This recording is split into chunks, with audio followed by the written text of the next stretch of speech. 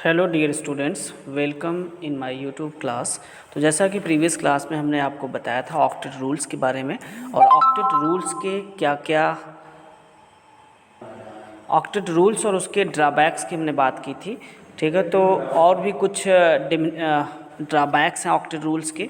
तो octet rules के क्या क्या लिमिटेशंस रहा उसकी हमने डिटेल्स में आपको बताया था। तो आज की क्लास में हम बात करेंगे डिफरेंट टाइप्स के जो बॉन्डिंग होते हैं। एक्चुअली जो कॉसेल और लेविस थे, इन्होंने कुछ केमिकल बॉन्डिंग के बारे में भी बताया कि कुछ ऐसे एलिमेंट्स होते हैं जो इलेक्ट्रॉन्स शेयरिंग करके या इलेक्ट्रॉन्स का ट्रांसफ़र करके क्या करते हैं, बॉन्डिंग करके अपने आप को स्टेबलाइज करते हैं। ठीक है, जिसमें एक सबसे इम्पॉर्टेंट बॉन्ड है कोवैलेंट बॉन्ड, जिसके बारे में हम आपको बताएंगे। जैसा कि एक और बॉन्ड है जिसको हम बोलते हैं आयनिक बॉन्ड। तो आयनिक बॉन्ड को हम नेक्स्ट क्लास में पढ़ेंगे।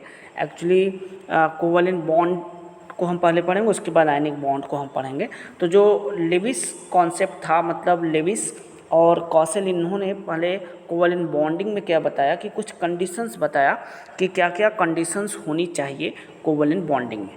जैसा कि अगर दो एटम्स के बीच में इलेक्ट्रोनेगेटिविटी का डिफरेंस जीरो है, मतलब दोनों एटम्स अगर सेम हैं, जैसे हाइड्रोजन हाइड्रोजन, दोनों एटम्स अगर सेम हैं या दोनों एटम्स के बीच में बहुत लिटिल डिफरेंस है इलेक्ट्रोनेगेटिविटी का, तो वहाँ पे कोवैलेंट बॉन्डिंग का फॉर्मेशन होता है। इस चीज़ को लेविस ने बताया था।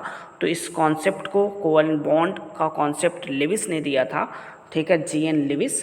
तो किस तरीके से कोवैलेंट बॉन्ड का फॉर्मेशन होता है, इसको हम पढ़ेंगे। तो एक्चुअली इस तरह की बॉन्डिंग में, कोवैलेंट बॉन्डिंग में अगर हम देखें तो इलेक्ट्रॉन्स जो होते हैं वो शेयरिंग करते हैं। ठीक है, यहाँ पे दोनों एटम्स के बीच में इलेक्ट्रॉन्स की शेयरिंग होती है, वो भी इलेक्ट्रॉन्स इक्वल शेयरिंग होती है। ठीक है, म्यूचुअल शेयरिंग, मतलब दोनों एटम्स के बीच में इलेक्ट्रॉन्स की जब शेयरिंग होती है तो इक्वल नंबर ऑफ इलेक्ट्रॉन्स की शेयरिंग होती है। मतलब जब एक इलेक्ट्रॉन की शेयरिंग हो रही है तो मतलब एक एटम अगर इलेक्ट्रॉन शेयर कर रहा है एक, तो दूसरा भी एटम एक ही इलेक्ट्रॉन शेयर करेगा। फर्स्ट एटम अगर 2 इलेक्ट्रॉन शेयर कर रहा है तो दूसरा वाला भी एटम 2 ही इलेक्ट्रॉन शेयर करेगा। मतलब वहाँ पे इक्वल नंबर ऑफ इलेक्ट्रॉन्स की शेयरिंग जब होती है तो वहाँ पे कोवैलेंट बॉन्ड का फॉर्मेशन होता है।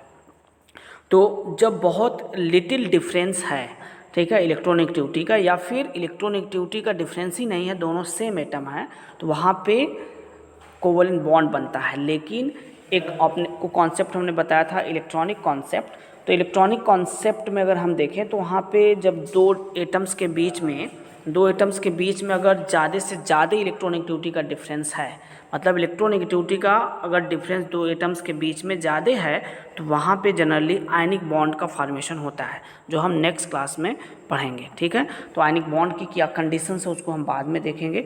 तो कोवैलेंट बॉन्ड मतलब जो इलेक्ट्रॉनिक थ्योरी थी, वो इलेक्ट्रॉनिक थ्योरी जो है, जैसे H2 मालिक्यूल हो गया, N2 मालिक्यूल हो गया, ठीक है, O2 मालिक्यूल हो गया, तो इस तरह के मालिक्यूल्स में Cl2 मालिक्यूल्स, CH4 मालिक्यूल्स, इस तरह के मालिक्यूल्स में किस तरह से बॉन्डिंग होती है, ठीक है, ये इलेक्ट्रॉनिक थ्योरी एक्सप्लेन नहीं कर पाई थी। ठीक है, मतलब जो इलेक्ट्रॉन ट्रांसफ़र थ्योरी थी, ठीक है, could not explain the bonding in this type of molecules. ठीक है, तो इस वजह से कोवैलेंट बॉन्डिंग का कॉन्सेप्ट आया, और कोवैलेंट बॉन्डिंग का कॉन्सेप्ट जी.एन. लेविस ने दिया था। इन्होंने क्या बताया कि कोवैलेंट बॉन्डिंग की क्या क्या कंडीशंस होनी चाहिए। There following conditions for the formation of covalent bond. तो सबसे पहली कंडीशन इन्होंने क्या बताई कि एटम्स के बीच में जब भी शेयर्ड होगा, शेयर्ड इलेक्ट्रॉन पेयर जो है वो क्या होने चाहिए, should be equal between atoms. मतलब एटम्स के बीच में जो शेयरिंग हो रहा है इलेक्ट्रॉन्स का, ठीक है, उन शेयर्ड इलेक्ट्रॉन पेयर का क्या होना चाहिए, वो शेयर्ड पेयर्ड इलेक्ट्रॉन्स जो हैं इक्वल नंबर में होने चाहिए दोनों एटम्स के बीच में। दूसरी कंडीशन में क्या बताया गया कि दोनों एटम्स की जो इलेक्ट्रोनेगेटिविटी है शुड बी सेम, दोनों की इलेक्ट्रोनेगेटिविटी सेम होनी चाहिए, या फिर ऑलमोस्ट सिमिलर होना चाहिए, या तो फिर वेरी लिटिल डिफरेंस, मतलब दोनों एटम्स के बीच में जो इलेक्ट्रोनेगेटिविटी का डिफरेंस है वो बहुत ही कम होना चाहिए। ठीक है, ये दो कंडीशंस सेटिस्फाई होता है जहाँ पे, तो वहाँ पे कोवैलेंट बॉन्ड का फॉर्मेशन होता है। ठीक है, जिस कोई भी मॉलिक्यूल हो। ठीक है, तो इसके अगर डेफिनेशन की हम बात करें तो कोवैलेंट बॉन्ड का डेफिनेशन क्या है।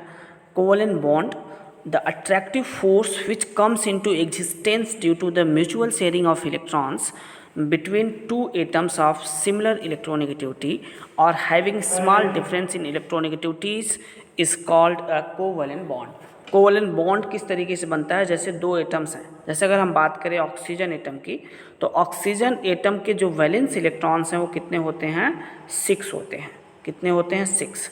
ठीक है, तो इस तरीके से दोनों ऑक्सीजन एटम के वैलेंस इलेक्ट्रॉन्स को हमने क्या किया, रिप्रेजेंट कर लिया। अब एक ऑक्सीजन एटम को स्टेबलाइज होने के लिए कितने इलेक्ट्रॉन्स चाहिए, 2 इलेक्ट्रॉन चाहिए। ऑक्टेट रूल को ये तभी फॉलो करेगा जब इसके आउटर शेल में बाय द शेयरिंग कितने इलेक्ट्रॉन्स हो जाए, 8। तो 6 इसके पास ऑलरेडी है, ये 2 इलेक्ट्रॉन इस दूसरे वाले ऑक्सीजन से शेयर कर लेगा, और ये वाला ऑक्सीजन एटम जो है ये भी इस दूसरे वाले ऑक्सीजन एटम के 2 इलेक्ट्रॉन के साथ शेयरिंग कर लेगा। तो यहाँ पे जब तक दोनों एटम्स, ऑक्सीजन के दोनों एटम 2-2 इलेक्ट्रॉन की शेयरिंग करेंगे तभी स्टेबलाइज होंगे, तभी ऑक्टेट रूल को फॉलो करेंगे। ठीक है, तो यहाँ पे 2-2 इलेक्ट्रॉन की शेयरिंग हो रही है, तो इसका मतलब दोनों एटम्स के बीच में यहाँ पे इस तरीके से दो डैश बनाया जाता है, इसको हम कोवलेंट बॉन्ड बोलते हैं। ठीक है, तो इस तरीके से जो कोवलेंट बॉन्ड होता है उसे हम एक डैश लाइन से रिप्रेजेंट करते हैं, इस तरीके से। ठीक है, एक डैश लाइन से रिप्रेजेंट करते हैं। ठीक है, तो कोवलेंट बॉन्ड को जनरली बच्चों एक और नाम से जाना जाता है, इसे हम इलेक्ट्रॉन पेयर बॉन्ड भी बोलते हैं। इलेक्ट्रॉन पेयर बॉन्ड के नाम से भी हम जानते हैं। ठीक है, तो अब इसके कुछ और भी एग्जांपल्स की अगर हम बात करें, तो जैसा कि एक सिंपल सा एग्जांपल अगर हम ले हाइड्रोजन का, तो 2 हाइड्रोजन एटम्स हैं, दोनों की इलेक्ट्रॉनिक क्या है, सेम है। ठीक है, दोनों एटम्स की इलेक्ट्रॉनिक सेम होगी। हाइड्रोजन का वैलेंस इलेक्ट्रॉन 1 होता है, दूसरे वाले का भी 1 ही होगा।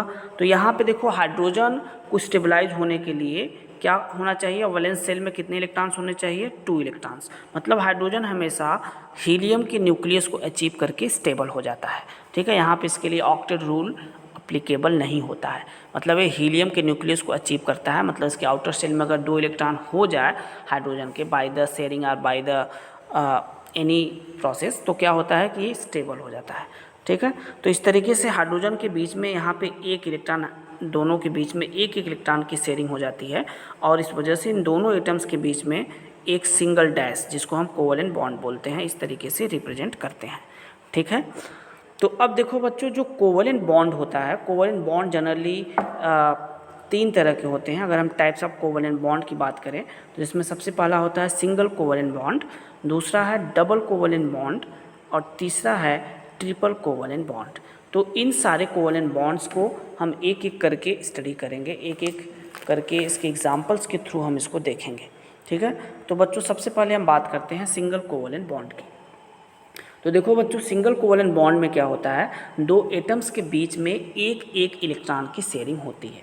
ठीक है, ऐसे कोवलेंट बॉन्ड जहाँ पे 2 एटम्स के बीच में 1-1 इलेक्ट्रॉन की शेयरिंग होती है, वहाँ पे कोवलेंट बॉन्ड का फॉर्मेशन होता है। जैसे एग्जांपल के तौर पर हमने ले लिया Cl2 मॉलिक्यूल। अब जरा देखो, Cl एटम, ये 2 Cl एटम हैं, दोनों की इलेक्ट्रॉनिक सेम होगी। इसके वैलेंस इलेक्ट्रॉन कितने होते हैं, 7 होते हैं। तो यहाँ पे हमने ये 7 वैलेंस इलेक्ट्रॉन्स को रिप्रेजेंट कर दिया क्रॉस के फॉर्म में, और दूसरा वाला एटम भी हमने Cl के 7 वैलेंस इलेक्ट्रॉन्स को यहाँ पे डॉट के फॉर्म में रिप्रेजेंट कर दिया है। ठीक है, तो इस तरीके से अब दोनों एटम्स में जब 1-1 इलेक्ट्रॉन की शेयरिंग होगी तभी ये ज़्यादा स्टेबल होंगे। तो यहाँ पे क्या होगा कि ये Cl इसके 1 इलेक्ट्रॉन को शेयर करेगा। क्यों 1 इलेक्ट्रॉन को करेगा, क्योंकि ऑलरेडी इसके पास 7 है। 1 इलेक्ट्रॉन अगर इसको मिल जाएगा तो ऑक्टेट रूल को ये फॉलो करने लगेगा, जो ज़्यादा स्टेबल हो जाएगा। अब ये दूसरा वाला Cl भी 1 ही इलेक्ट्रॉन शेयर करेगा। तो आपने क्या देखा, यहाँ पे 1-1 इलेक्ट्रॉन की शेयरिंग हो रही है। इसका मतलब दोनों Cl एटम के बीच में एक सिंगल डैश हम बनाएंगे, सिंगल डैश, जिसको हम सिंगल कोवलेंट बॉन्ड बोलते हैं। सिंगल कोवलेंट बॉन्ड को सिंगल डैश से रिप्रेजेंट किया जाता है। ठीक है बच्चों, तो अब कभी कभी इसको हम इस तरीके से भी रिप्रेजेंट करते हैं, जैसे कि 2 Cl एटम है, तो इन दोनों Cl एटम के शेयरिंग वाले इलेक्ट्रॉन्स को हम इस तरीके से दिखाते हैं। ठीक है, तो ये दोनों Cl, जैसे ये क्रॉस वाले कितने इलेक्ट्रॉन्स, 6 इलेक्ट्रॉन्स यहाँ पे हमने दिखा दिया, एक तो शेयरिंग में चला गया। अब डॉट वाला भी 6 इलेक्ट्रॉन हमने यहाँ पे दिखा दिया, एक तो शेयरिंग में चला गया। तो इसको कुछ इस तरीके से रिप्रेजेंट किया जाता है, बुक्स में देखोगे तो इस तरीके से रिप्रेजेंट किया जाता है। ठीक है, तो ये जो बीच वाला है, ये जो है दोनों इलेक्ट्रॉन्स जो बीच में है, ये क्रॉस वाला और ये डॉट वाला, इस इलेक्ट्रॉन्स को हम बोलते हैं shared pair electrons, shared pair electrons बोलते हैं, ठीक है। और ये सारे इलेक्ट्रॉन जो आप देख रहे हो, ठीक है, ये जो डॉटेड फॉर्म में हैं और ये जो क्रॉस के फॉर्म में हैं, इन सारे इलेक्ट्रॉन्स को हम क्या बोलते हैं? इन सारे इलेक्ट्रॉन्स को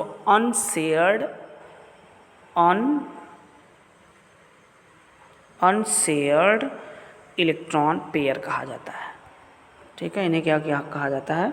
अनशेयर्ड इलेक्ट्रॉन पेयर।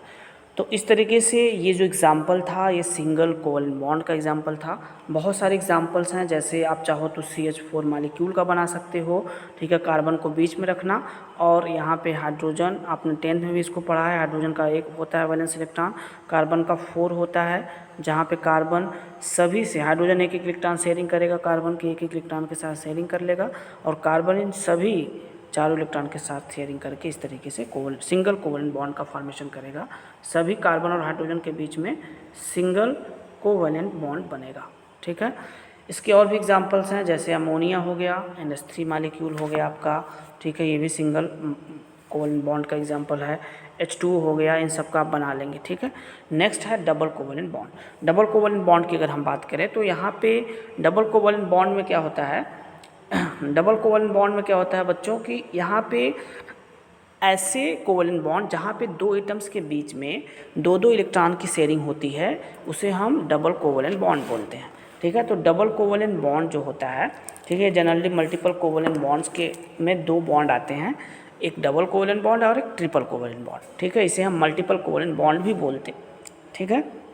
तो डबल कोवलेंट बॉन्ड को हम डबल डैश इस तरीके से रिप्रेजेंट करते हैं, ठीक है। तो यहाँ पे दो एटम्स के बीच में दो दो इलेक्ट्रॉन की शेयरिंग होती है। जैसे कि एग्जाम्पल के थ्रू अगर हम समझें तो जैसे O2 मॉलिक्यूल हो गया, ऑक्सीजन मॉलिक्यूल, तो ऑक्सीजन मॉलिक्यूल्स को हम देखते हैं, ऑक्सीजन के वैलेंस इलेक्ट्रॉन कितने होते हैं? 6 होते हैं। कितने होते हैं? 6। तो दोनों ऑक्सीजन के वैलेंस इलेक्ट्रॉन्स को हमने यहाँ पे एक के इलेक्ट्रॉन को डॉट के फॉर्म में, एक को डैश के फॉर्म में रिप्रेजेंट कर दिया। ऑक्सीजन को स्टेबल होने के लिए 2 इलेक्ट्रॉन चाहिए, इसलिए दूसरे वाले एटम से 2 इलेक्ट्रॉन शेयर कर लेता है, और ये दूसरा वाला एटम भी दूसरे एटम से इलेक्ट्रॉन शेयर कर लेता है। 2 इलेक्ट्रॉन की यहाँ शेयरिंग होती है, और इन दोनों के बीच में क्या होता है? डबल कोवलेंट बॉन्ड का फॉर्मेशन होता है, ठीक है। तो ये एक एग्जाम्पल है डबल कोवलेंट बॉन्ड का।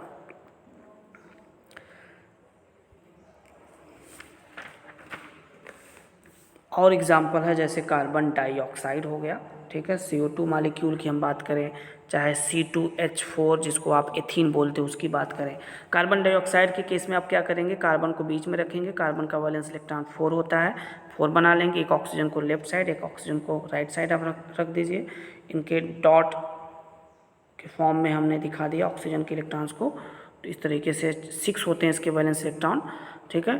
तो अब कार्बन क्या करेगा? जैसे ये ऑक्सीजन 2 इलेक्ट्रॉन शेयर करेगा कार्बन के, तभी तो 8 होगा। ये वाला भी ऑक्सीजन कार्बन के 2 इलेक्ट्रॉन को शेयर करके स्टेबल हो जाएगा। अब कार्बन को के पास 4 इलेक्ट्रॉन ऑलरेडी है वैलेंस इलेक्ट्रॉन, ये क्या करेगा? 2 इलेक्ट्रॉन लेफ्ट साइड वाले ऑक्सीजन और 2 इलेक्ट्रॉन राइट साइड वाले ऑक्सीजन के साथ इलेक्ट्रॉन की शेयरिंग करेगा। तो यहाँ पे देखो इसके साथ 2 इलेक्ट्रॉन शेयर किया, फिर ऑलरेडी इस वाले राइट साइड वाले ऑक्सीजन के 2 इलेक्ट्रॉन के साथ शेयरिंग किया। तो यहाँ पे आपने क्या दिया? देखा कि इस कार्बन और इस ऑक्सीजन के बीच में 2 इलेक्ट्रॉन की शेयरिंग हो रही है, और यहाँ भी इस कार्बन ऑक्सीजन के बीच में 2 इलेक्ट्रॉन की शेयरिंग हो रही है। तो इस वजह से यहाँ पे आप देखोगे तो आपको इस कार्बन और ऑक्सीजन के बीच में 2 डबल कोवलेंट बॉन्ड बनता हुआ दिखाई देगा, ठीक है। तो इसको हम इस तरीके से रिप्रेजेंट करते हैं कार्बन डाइऑक्साइड, ठीक है। देखो यहाँ पे क्या है? This is double covalent bond. इसी तरीके से हम C2H2 का भी करते हैं, जैसा कि आप 10th में पढ़े हो।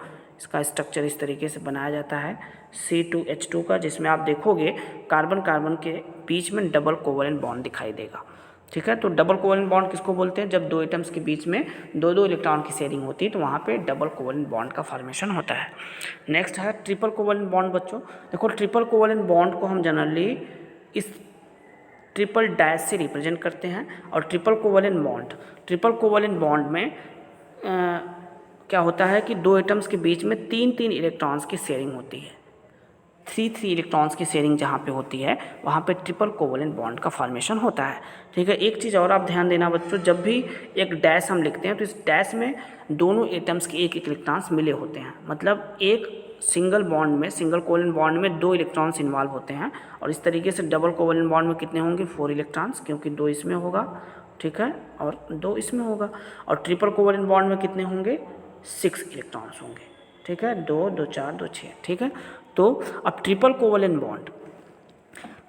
बॉन्ड का अगर एग्जाम्पल हम देखें, जैसे कि हमारे पास एग्जाम्पल है N2 मालिक्यूल, ठीक है।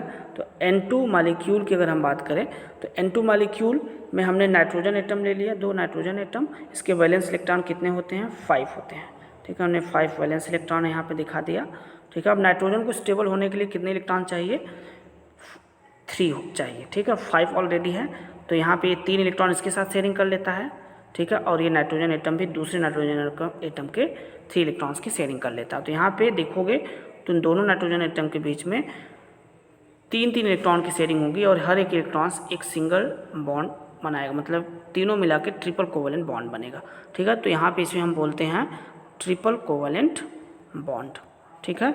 तो इस तरीके से बहुत सारे और एग्जांपल्स हैं, जैसे कि C2H2 हो गया, जिसमें हम कार्बन कार्बन ट्रिपल बॉन्ड देखते हैं। तो इसके और भी एग्जांपल्स हैं जो आप बना सकते हो। एक सबसे इम्पॉर्टेंट इन्फॉर्मेशन आपको हम बता दें कि इन तीनों बॉन्ड में जो बॉन्ड लेंथ होती है, क्या होती है, बॉन्ड लेंथ।